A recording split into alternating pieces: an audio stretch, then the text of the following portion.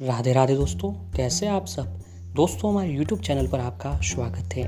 हमारे इस चैनल को सब्सक्राइब कीजिएगा और हमारे वीडियो को लाइक, शेयर और कमेंट ज़रूर कीजिएगा। दोस्तों, आश्विन मास में 160 साल के बाद अधिक मास लगा है। इस मास की गिनती जो है मुख्य महीनों में नहीं होती है।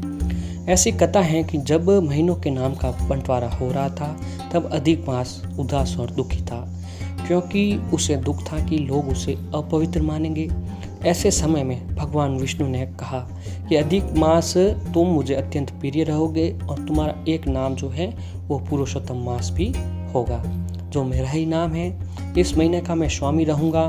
उस समय भगवान ने यह कहा था कि इस महीने की गिनती अन्य 12 महीनों से अलग होगी। इसीलिए इस महीने में लौकिक कार्य मंगलप्रद नहीं होंगे, लेकिन कुछ ऐसे कार्य हैं जिन्हें इस महीने में किया जाना बहुत ही शुभ फलदायी होगा। उन कार्यों का संबंध जो है वो मुझसे साक्षात मुझसे ही होगा। तो ऐसे ही दोस्तों, अधिक मास में जो है भगवान श्री हरि यानी भगवान विष्णु जी की हमें पूजा करना सबसे श्रेष्ठ माना गया है।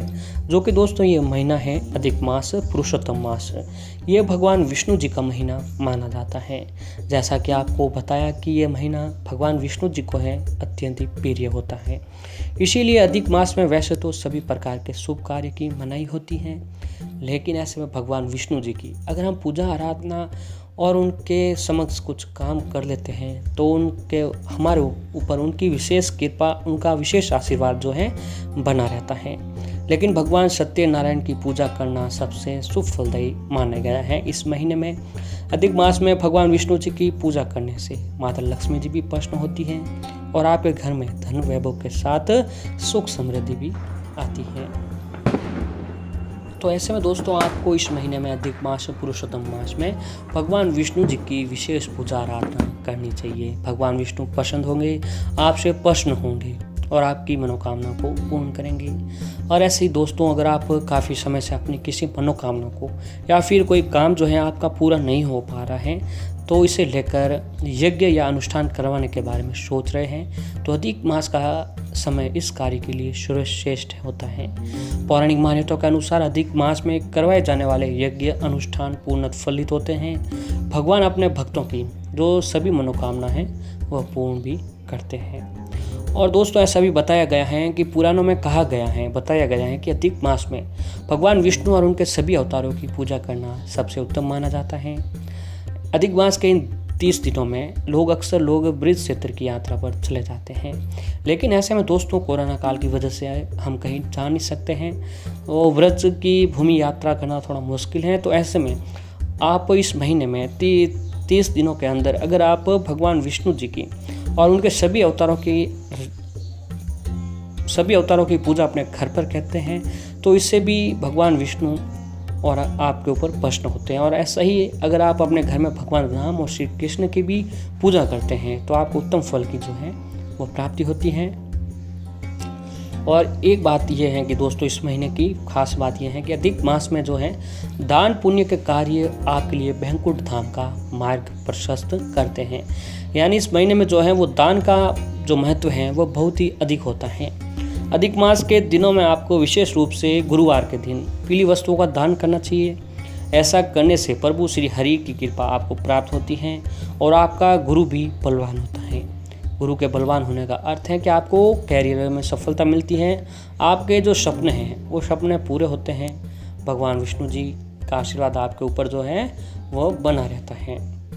और ऐसे ही दोस्तों, आप इस मल मास, अधिक मास या फिर पुरुषोत्तम मास में भगवान कृष्ण जी की भी आप आशीर्वाद प्राप्त करना चाहते हैं तो आपको ये काम करना चाहिए।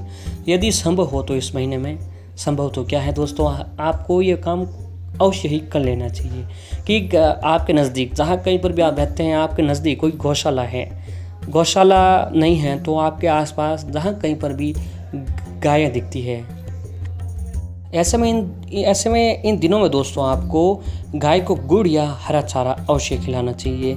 यदि ऐसा संभव न पड़े तो घर में गाय की मूर्ति या तस्वीर पूजा घर में रखें और खाना के साथ भी उनकी जो है वो पूजा करें।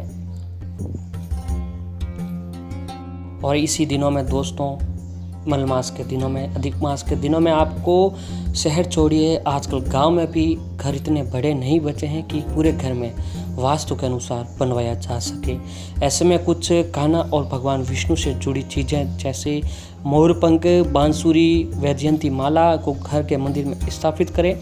ऐसा करने से न केवल इन देवी देवों की कृपा बरसेगी बल्कि घर के वास्तु दोष भी तो दूर हो जाएंगे। ऐसे में दोस्तों, जिस किसी के घर में आपको लग रहा है कि वास्तु दोष हैं, तो ऐसे में दोस्तों आपको मोरपंख, वैजयंती माला, इन चीज़ों को आपको अपने घर पर लाकर अवश्य ही स्थापित करना चाहिए। इससे आपके घर की नकारात्मकता खत्म होगी और आपके ऊपर कृष्ण भगवान और भगवान विष्णु जी की जो है आशीर्वाद जो बना रहेगा।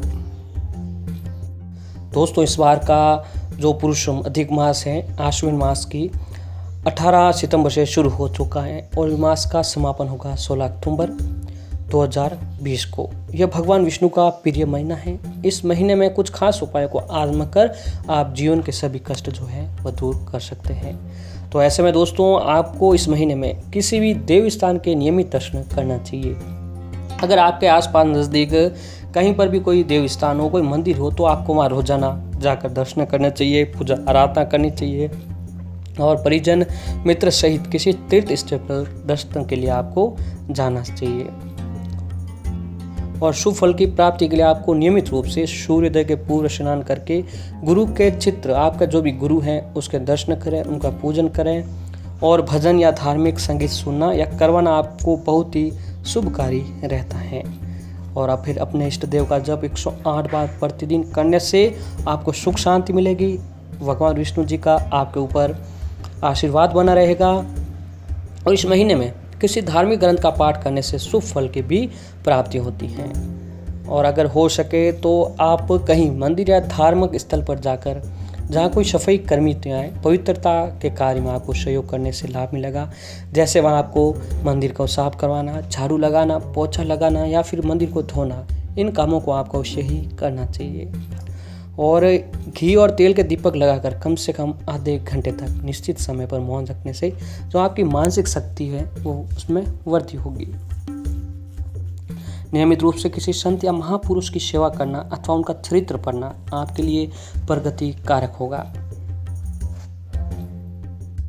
अगर दोस्तों आप इन दिनों में भी यह सभी काम करते हैं तो भगवान विष्णु जी का आपके ऊपर विशेष आशीर्वाद बना रहेगा, क्योंकि भगवान विष्णु जी का ये जो अधिक मास मल मास है, ये भगवान विष्णु जी के समक्ष होता है, ये उनको बहुत ही प्रश्न होता है।